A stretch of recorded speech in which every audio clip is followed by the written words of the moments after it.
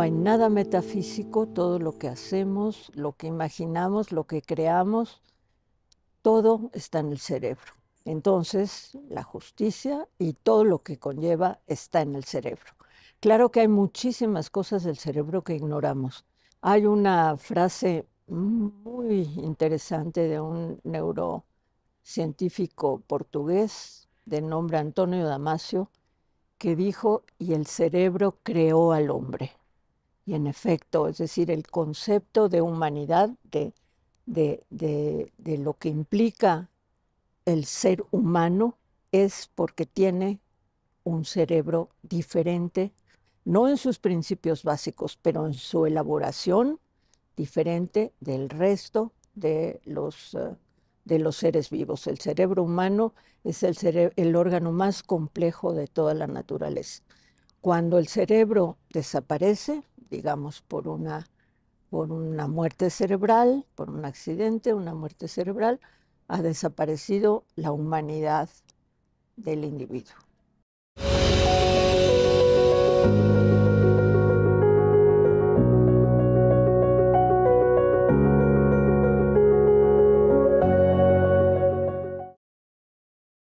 Yo creo que la neurobiología moderna comenzó con Cajal. Cajal fue un gigante de las neurociencias, trabajando en condiciones muy precarias, pero con una mente verdaderamente prodigiosa, intuitiva, pero muy racional también. Entonces ahí empezó el estudio de la neurobiología moderna y ha avanzado en una forma verdaderamente impresionante, impresionante, con todas las tecnologías actuales. Se puede estudiar, en efecto, a las neuronas vivas o al cerebro vivo. Cuando hablo de la resonancia magnética funcional, se puede ver qué zonas del cerebro se activan, por ejemplo, cuando una persona oye un fragmento de prosa o cuando oye un poema, y son diferentes. Es decir, diferentes microrregiones del cerebro se van a activar. Así de fina es la definición del cerebro.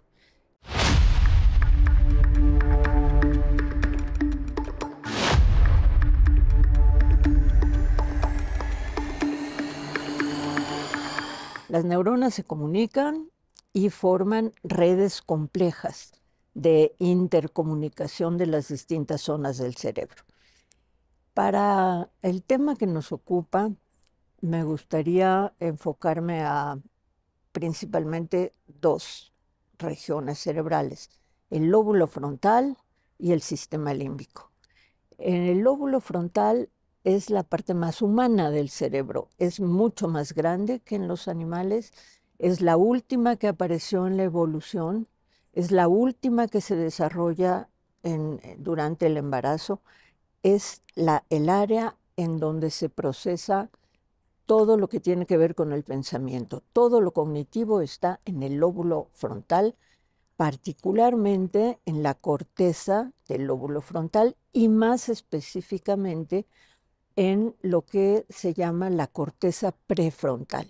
Ahí es en donde el individuo recibe, digamos, todo lo que tenga que recibir del entorno, todo lo que le está sucediendo lo transforma en ideas, lo transforma en razonamiento, lo utiliza para tomar decisiones, para evaluar el costo-beneficio de una decisión y finalmente tomar una decisión.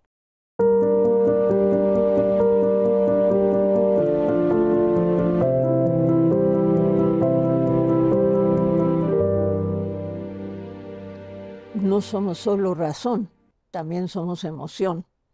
Y la emoción, aunque parezca no muy directamente relacionada con el concepto de justicia o el concepto de justo, injusto, sí tiene mucho que ver con la emoción. Digamos que hay una especie, una suerte de juicio moral intuitivo que es más emocional y otro juicio moral deliberativo que es más racional. Esta zona de las emociones tiene también mucho que ver con el concepto del bien y del mal, que es la base del juicio moral. Está en el sistema límbico, hay un sistema bien conocido que se llama circuito de recompensa o circuito de las emociones, en donde se generan las emociones, sobre todo las positivas, las emociones de la felicidad. Pero hay otra zona en el sistema límbico que es la amígdala cerebral, en donde está lo malo, en donde está el egoísmo, en donde está la agresividad, en donde están todos los pensamientos y las emociones aversivas. Entonces, esa es la parte emocional que habitualmente, y ojalá fuera siempre así, están bajo el control del lóbulo frontal, de la corteza del lóbulo frontal, que controla las emociones. Pero todos sabemos que las emociones a veces se controlan y a veces no.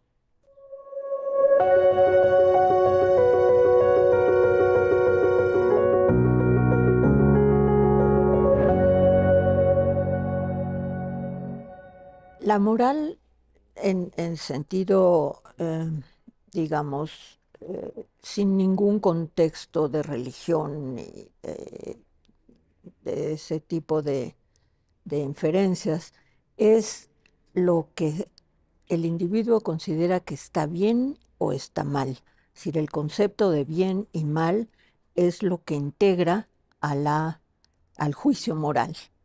Entonces, un juicio moral es el que lleva a definir si algo es justo o injusto, que el cerebro defina y decida si algo es justo o injusto.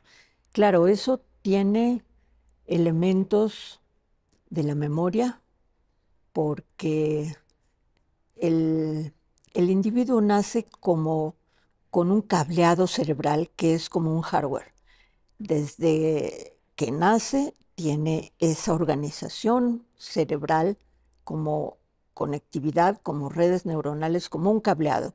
Pero a través de su vida todo el tiempo está recibiendo impulsos del entorno, impulsos de la sociedad, muchos de ellos. Son como programas de software que le están modificando ese cableado. Entonces, a la hora de considerar si algo es justo o injusto, su memoria trae a cuento todo lo que ha conocido en la sociedad. Y todos sabemos que el concepto de lo que está bien o de lo que es justo puede variar en las sociedades. Este concepto de justicia está desarrollado desde muy pronto en los niños.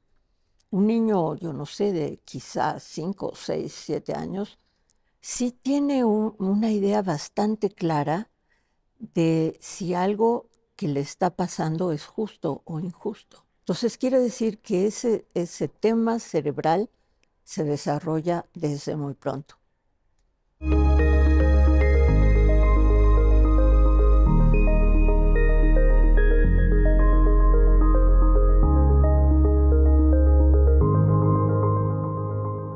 Esta parte emocional, o digamos este aspecto emocional, se localiza en otra zona del cerebro abajo de la corteza, que es el sistema límbico. Allí existen grupos neuronales, redes neuronales que tienen que ver con la felicidad, con las emociones agradables. Es lo que se llama el circuito de las emociones o el circuito de recompensa. Y también forma parte de ese sistema emocional lo contrario, la parte negativa, la parte que nos hace sentir irascibles, egoístas, agresivos. Esa es una zona que se conoce como amígdala cerebral, y ahí es donde está toda la parte negativa de las emociones. En principio, se supone que la corteza cerebral del lóbulo frontal, la corteza prefrontal, está controlando las emociones, está controlando ese sistema, está evitando que la gente pueda seguir impulsos que lo pueden poner en riesgo. Pero bueno, todos sabemos que las emociones en muchas ocasiones, para bien o para mal, no se pueden controlar. Pero así funciona el cerebro. con un equilibrio, vamos a decir, entre la emoción y la razón. Por supuesto, ese es individual. Cada cerebro es único, ¿eh? No hay uno igual. Ni los de los gemelos idénticos son iguales. Entonces, en algunas personas, en algunos momentos, el cerebro es muy plástico y está recibiendo todo lo que viene del entorno y respondiendo a él. Entonces, en algún momento puede ser capaz de controlar las emociones, en otro momento no. Y hay personas que son mucho más racionales y en los que la corteza frontal, en efecto, ejerce un control, y otras mucho más emocionales, en los que la parte racional, pues, hace lo que puede.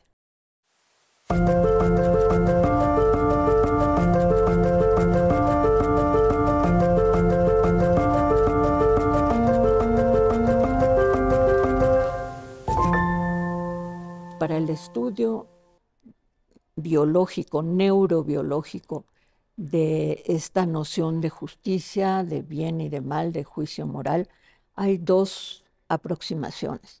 Una es justamente esa: ¿qué pasa cuando hay lesiones en las distintas zonas en las que se divide la corteza prefrontal? Porque se han localizado o se han dividido artificialmente para estudio en corteza prefrontal dorsolateral, media. Se observa cómo responde el individuo ante estas situaciones de justicia e injusticia. Y pues desafortunadamente para los individuos, afortunadamente para la neurociencia, sí ocurren lesiones, sobre todo de este tipo de accidentes vasculares cerebrales, en donde una zona del cerebro queda sin oxígeno y entonces ahí se mueren las neuronas. Entonces, cuando eso sucede en estas áreas, se observa el cambio en la conducta de los individuos.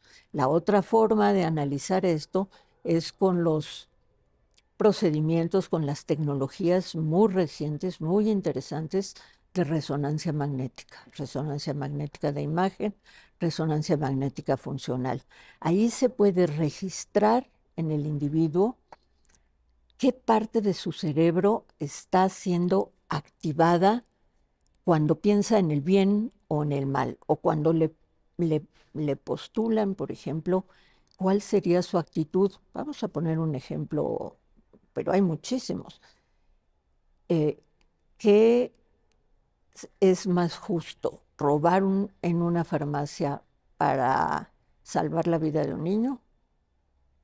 Entonces el individuo decide y oprime un botón y se ve en qué zona del cerebro está activándose ese pensamiento para tomar la decisión y decir, me voy por este lado o me voy por el otro. Es así como se aborda. Esos son los abordajes, digamos, neurobiológicos para estos temas de la justicia.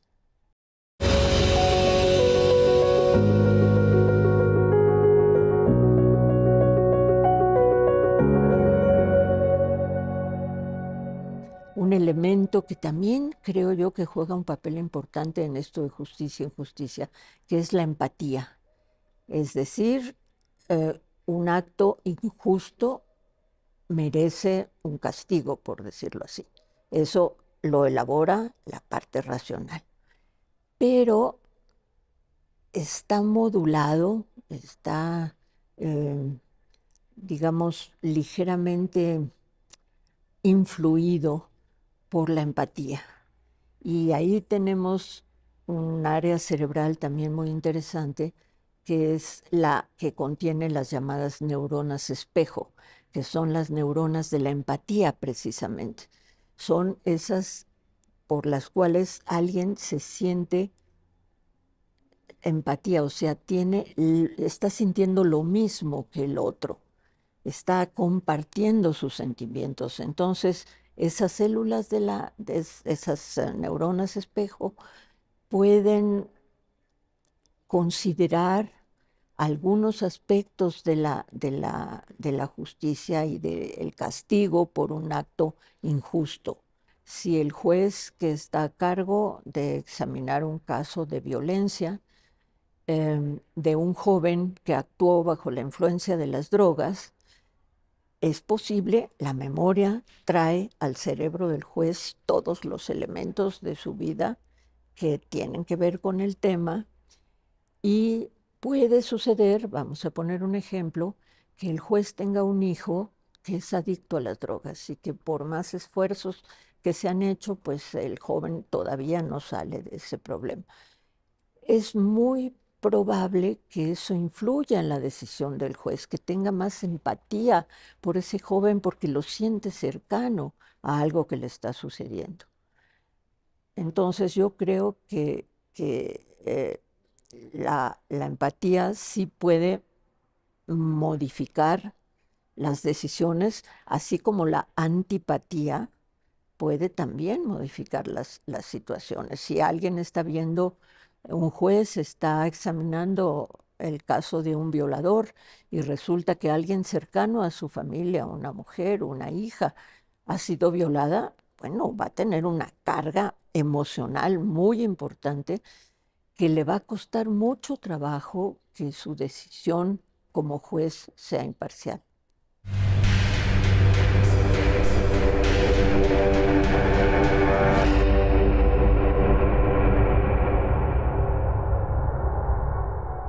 La ansiedad existe ahora, sobre todo porque sabemos más cosas. Antes, pues no sabíamos nada del cambio climático, no sabíamos nada de la guerra en países lejanos.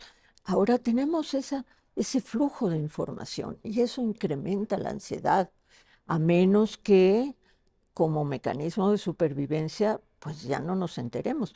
Vamos a poner el caso de la violencia en México, de la violencia criminal. Hemos hecho una banalización total de eso, completa. Es un mecanismo de supervivencia del cerebro. No podemos angustiarnos cada día porque mataron a 10 estudiantes en Zacatecas. Bueno, yo sí me angustio y yo escribo cartas y me digo, no me pidan que apoye a la guerra contra la guerra de Gaza, pídanme que apoye y que haga cartas y que haga manifestaciones contra nuestra violencia. Pero ya la hemos banalizado.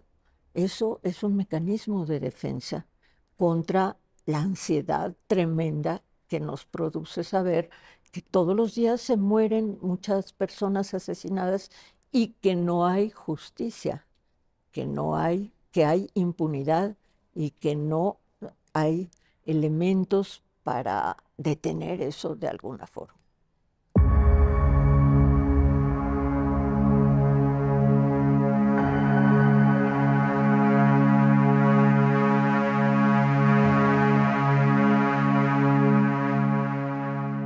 La corrupción es uno de tantos estímulos del entorno que vamos recibiendo a través de la vida y que el cerebro, desde luego, guarda con todas sus características.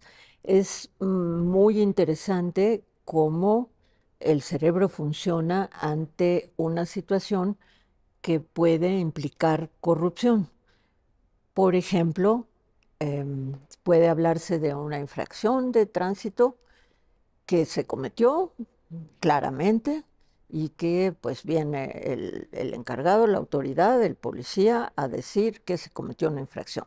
Entonces el cerebro inmediatamente empieza a trabajar en la corteza prefrontal junto con el hipocampo. El hipocampo es una zona a la que no me he referido, pero es el de la memoria.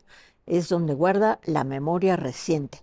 La memoria más antigua sí se guarda en la corteza cerebral, pero la reciente en el hipocampo. Entonces, entre los dos lugares donde se guarda la memoria, empieza a evaluar costo-beneficio. A ver, ¿qué hago? ¿Qué me va a costar más trabajo desde el punto de vista práctico este problema en el que estoy metida? ¿El policía me va a dar una infracción? Poco probable, porque ya sabemos que hay una jerarquía y el policía tiene que darle dinero a su jefe superior y el superior al superior.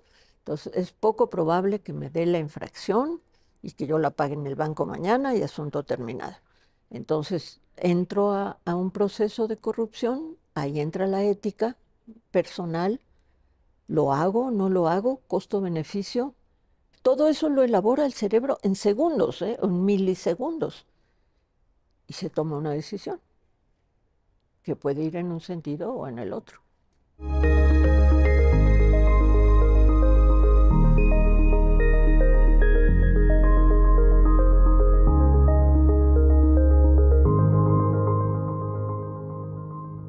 El que aplica la ley en principio tiene normas que debe cumplir y también evalúa si puede, qué beneficio puede recibir si no aplica la ley.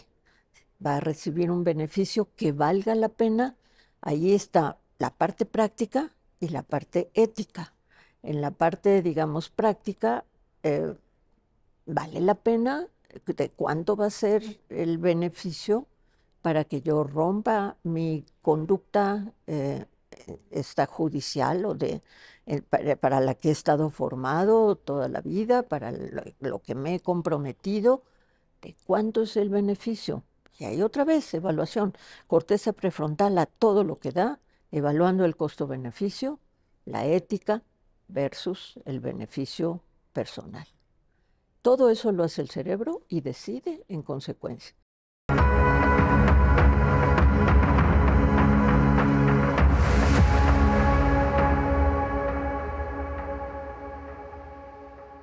Un criminal es una persona que comete una falta, es decir, que está rompiendo una ley, una regla de la sociedad en la que vive.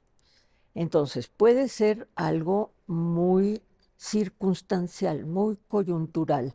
El criminal actuó porque en ese momento se le presentó la oportunidad de cometer el delito y la tomó.